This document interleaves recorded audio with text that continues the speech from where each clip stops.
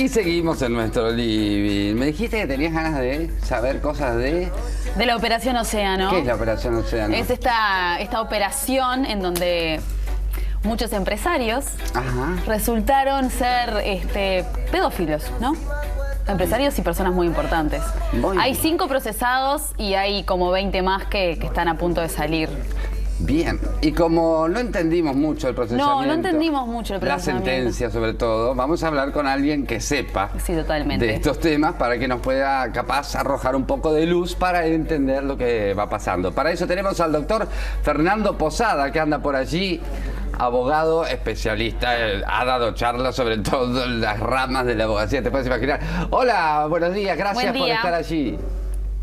Buen día, ¿cómo les va? Muy bien, Fernando. Más o menos era lo que le decían ahí a la gente, le llamó mucho la atención la resolución que hubo de estos 5 personas que están en proceso y que se le dio como sentencia a no acercarse a la víctima y fijar un domicilio y como que más nada. Al criollo, al que no entiende nada de la legalidad y todo, le rompe los ojos y le llama la atención. Pero deben tener ustedes una explicación mucho más técnica de esto. No sé si nos tranquilizará, pero... No, a ver, Uruguay sufrió hace ya casi 3 años una reforma del Código del Proceso, quizá la más grande de nuestra historia. Entonces nosotros tenemos que cambiar el chip y adaptarnos a esta nueva realidad y a esta nueva terminología. Técnicamente, por ponerte un ejemplo, el procesamiento es un instituto que no existe más. Ya el procesamiento en el nuevo código como tal no existe más. Lo que existió y que fue lo que sucedió el otro día fue una formalización de la investigación. La Fiscalía venía llevando adelante una investigación en su fuero privado, digamos, en el ámbito de la Fiscalía, lo que nosotros llamamos una investigación administrativa y no una investigación judicial, y lo que hizo fue formalizar la investigación, es decir, presentarla hacia la justicia y blanquearla, digamos. Es decir, yo tengo esta investigación contra estas personas y a partir de ahora la voy a seguir encarrilando ya con estas medidas. Por ende, cuando se dice se formalizó y no se le dio se procesó y no se le dio ninguna sentencia, eso es incorrecta, eso es una terminología incorrecta, porque la sentencia va a venir después. Nosotros ni siquiera estamos adentro de la etapa de juicio. Lo que sucedió simplemente blanquear y regularizar la existencia de una investigación. ¿Qué es lo que viene después? La Fiscalía seguirá investigando y va a determinar si tiene elementos sólidos o no contra las personas que formalizó. Si los tiene, lo que va a hacer es acusarlos. Y los acusará, y ahí sí entraremos en una etapa de juicio. Ahí la defensa tendrá que hacer sus descargos, proponer su prueba, y un tercero imparcial, que en este caso es el juez, va a decir si es culpable, los va a sentenciar, a condenar a tantos años en este caso prisión, porque es un delito que se castiga con prisión o con penitenciaría, y allí sí irán en prisión si resultan condenados. Por eso esa lógica de que antes te procesaban y enseguida te remitían a prisión y el juicio seguía mientras tú estabas en prisión, esa lógica cambió. Nosotros nos acercamos más a un sistema de justicia americano, si se quiere. Ahí está. Todo eso que vemos en las películas. Así que es como que en realidad no está nada dicho, digamos, no hay nada cerrado, esto está recién comenzando, en lugar de decir que ya está. Bueno, claro, lo que pasa es que por eso, en la prensa, por ejemplo, circula un informe en el cual dice, bajo el título de sentencia, dice a fulano mediante tal, bajo la imputación de reiterado. ¿Qué significa la imputación? Entonces, la sospecha. Claro, cuando yo te formalizo, cuando la Fiscalía te formaliza, obviamente, lo que te tiene que decir es, te estoy iniciando una investigación por estos hechos, la cual se encuadra potencialmente dentro de estas figuras delictivas. Yo te estoy investigando por esto. Entonces, es solo eso. ¿sí? Vos recién decías que si efectivamente, no sé, el organismo que se encuentra culpable a estas personas de lo que se les acusa, irían a prisión, o sea, no hay como... Se va a prisión, no es que haya alguna otra cosa que se pueda hacer. Los delitos son para ir a prisión. Si se comprueba... Si se comprueba... Te repito, la Fiscalía está iniciando una investigación. Si tiene elementos sólidos, lo que va a hacer es se va a tirar al agua con esa investigación presentando una acusación. Ahí ya entramos en un sistema de juicio, por eso yo te decía, el sistema americano, que nosotros lo percibimos mucho, ya sea a nivel de cine, a nivel de información, ahí entramos en juicio que se va a llevar a cabo a través de audiencias que son orales y son públicas.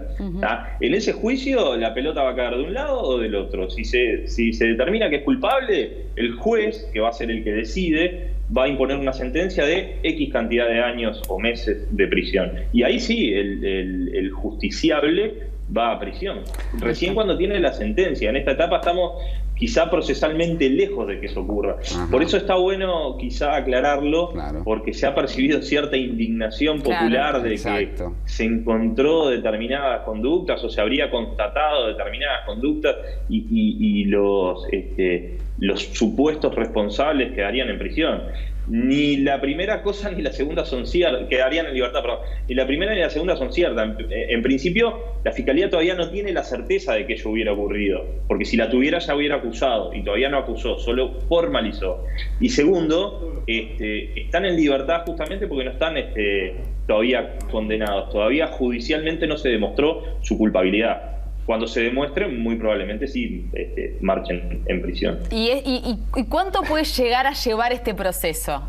180 días. Y, bueno, a ver, eso que tú decís de los 180 días no es necesariamente el tiempo que se vaya a tomar la Fiscalía para acusar. La Fiscalía, en principio, tiene un plazo que es bastante largo, que es de un año, para presentar su acusación, e incluso en situaciones excepcionales lo puede llegar hasta prorrogar si el juez se lo autoriza.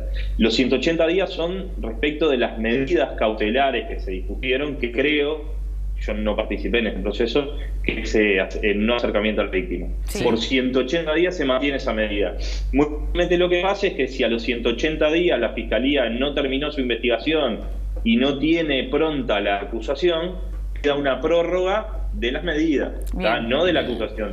A eso tiene un plazo legal.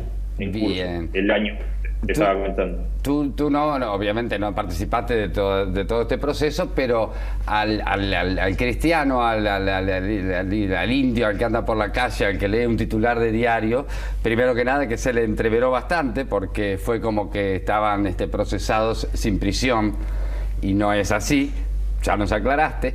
Pero en estas situaciones donde implica, yo no voy a decir una red de prostitución, pero implica muchísimas más personas involucradas, según lo que dicen, de que hay más gente investigada, de que hay más gurisas involucradas. Resulta raro que dejen a la gente circular libremente como para poder organizar sus defensas, como para poder eliminar pruebas, etcétera, etcétera. Eso por un lado, por eso a la gente le puede resultar como extraño. Pero por otro lado, también con los mensajes de texto que filtró la propia Fiscalía, creo, que de quepa dudas a alguien de que estaba haciendo eso esa gente, es como raro. O sea, ¿por qué no los procesan? ¿Por qué no era que este proceso oral nuevo del nuevo código era mucho más rápido? Entonces a la gente se le crean esos entreveros en la cabeza, a la gente y a nosotros.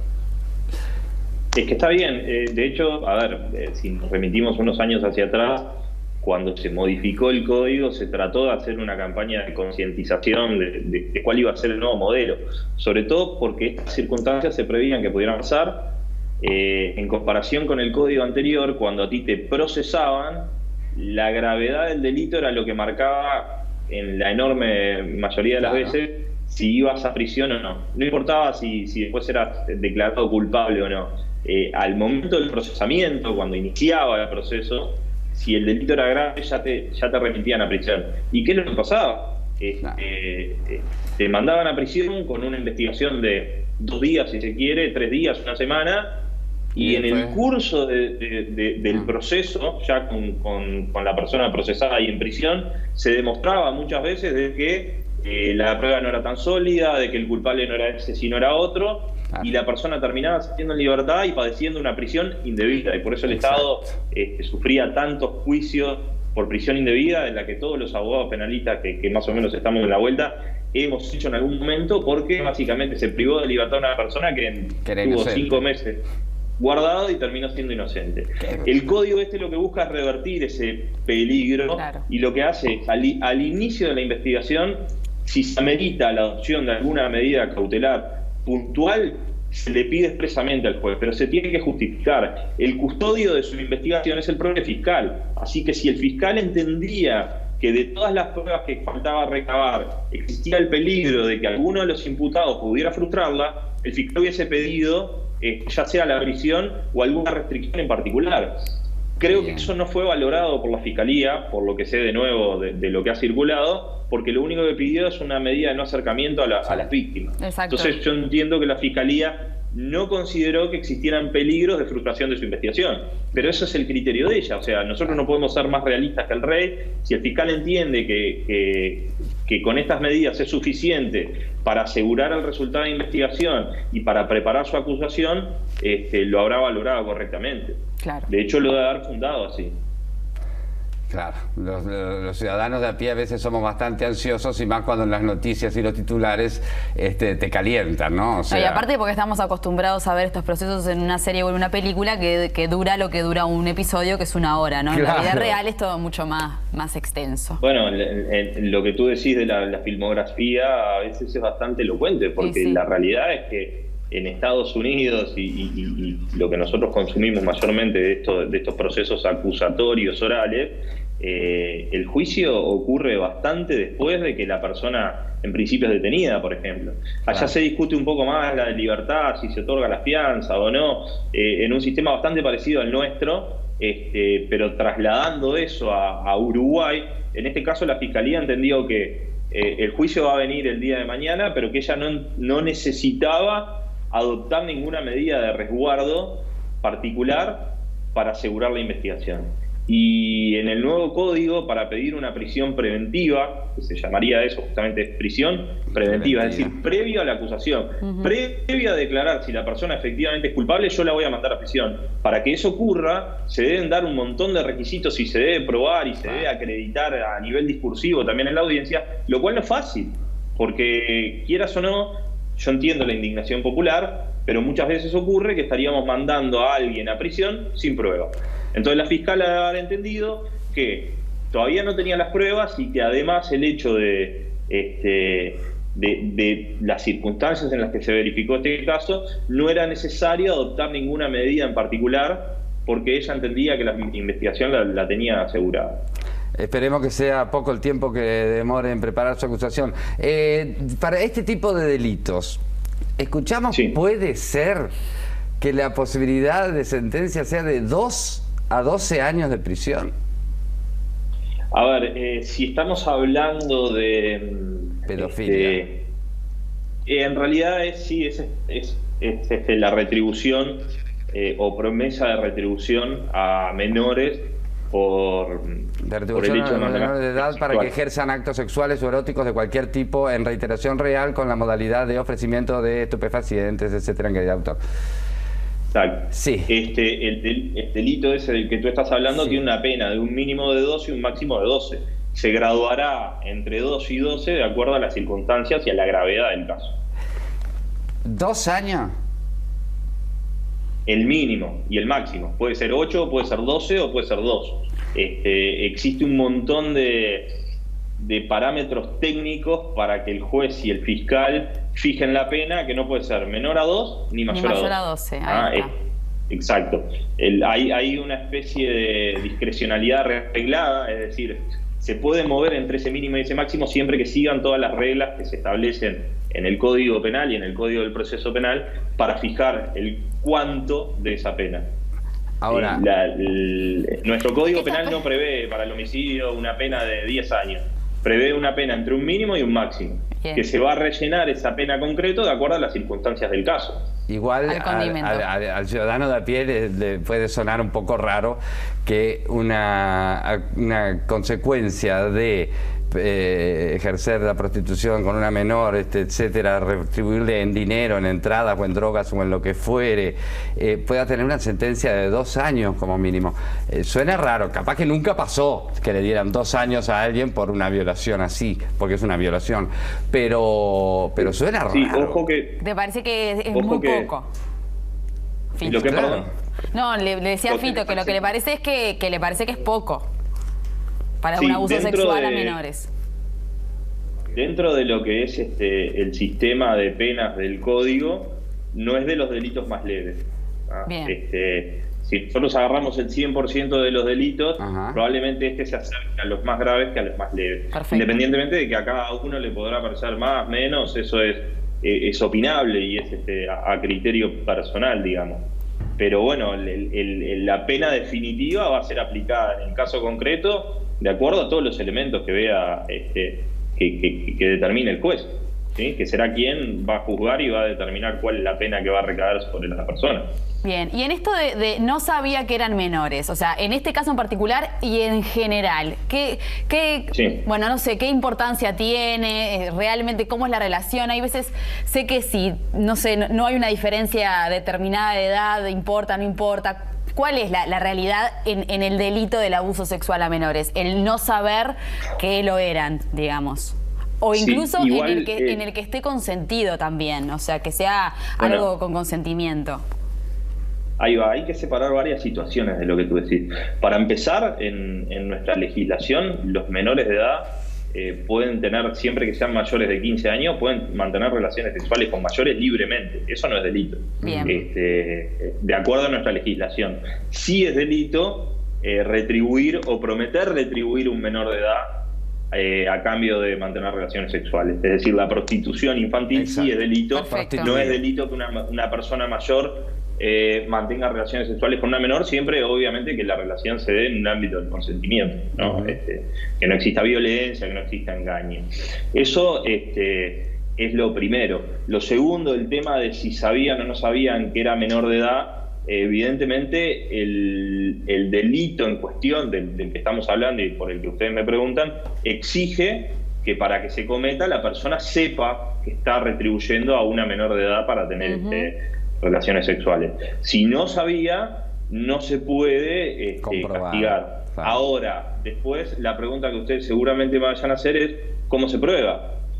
Si sabía o no sabía. Claro. Bueno, esa es la reina de las problemáticas en derecho penal, es decir, ¿cómo sabemos y cómo se prueba algo que solo estaba en la psiquis del sujeto, que era saber si él hizo lo que hizo a sabiendas de... Y ahí habrá que reconstruir toda la prueba e intentar demostrar, la Fiscalía intentará demostrar de que actuó sabiendo y me imagino yo que la defensa intentará demostrar de que no sabía. Bien. Las circunstancias del hecho van a ser valoradas por un tercero que es imparcial, que es justamente el juez.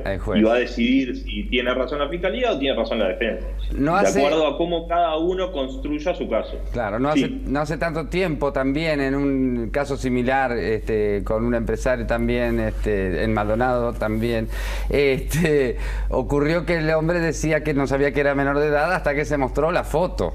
Claro. Cuando se mostró la foto no era que no podías pensar que tenía 17, no podías pensar que tenía más de 12, 13 años. Claro, era una niña. Entonces hay afirmaciones que evidentemente caen por su propio peso. Sí, bueno, ahí en realidad... No sé si es el caso No, yo tampoco lo sé, pero evidentemente lo que sí está claro es que quien tiene la carga de la prueba, algo de lo que hablamos a nivel judicial y sobre todo a nivel penal, es la Fiscalía, claro. ¿No? Ellos son los que tienen que probar que la persona sabía, claro.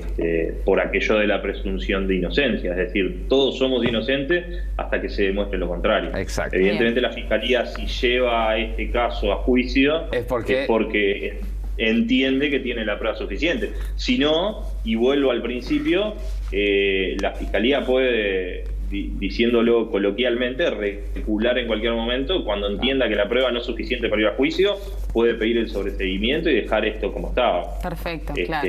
Ahora está en una etapa de preparación y justamente de rejunte de su caudal probatorio, que después le habilitará a ella a decir, bueno, me alcanza para ir a juicio, o no me alcanza, o me alcanza respecto a algunos y no respecto de otros. Claro. Es una generalidad que habrá que ver en el caso concreto cómo se plantea. Fernando, nos tenemos que ir ya, pero sabiendo que no estás en la investigación, simplemente estamos viendo la terminología técnica y todo eso, ¿tú tenés confirmación entre ustedes, entre los fiscales, de que hay más implicados? Porque por un lado salieron titulares de que había más implicados y por otro lado salió diciendo que no. ¿Tú tenés confirmación alguna? Ni idea. No lo sé. Perfecto. Fernando, muchas gracias. Nos quedó todo mucho más claro, claro, realmente. Muchas gracias. Bueno, me alegro. Desaznarse viene bien. Con gente que sabe, ¿verdad? Claro, muchas gracias, Fernando. Y bueno, sí. A las órdenes. Gracias. Nos vamos a una pequeña tanda, Fito. Sí, pero viste que es verdad, ¿no? Cómo cambió la terminología y cómo uno tiene en la cabeza otra... No, y qué importante en realidad de vuelta el rol de periodistas... De informar bien. De informar bien, no era una sentencia lo que pasó la semana pasada, no, en realidad. Es una formalización. Es una formalización y en realidad esto está recién empezando. Lo que estáis diciendo, vamos a hacer una investigación capaz que Bien, vamos a la pausa. Vamos a la pausa. Empresarios desfundados y changos en producción. Veteranas calentonas, fumadores de María, diles elogiándote. Apostadores clandestinos, farmacias.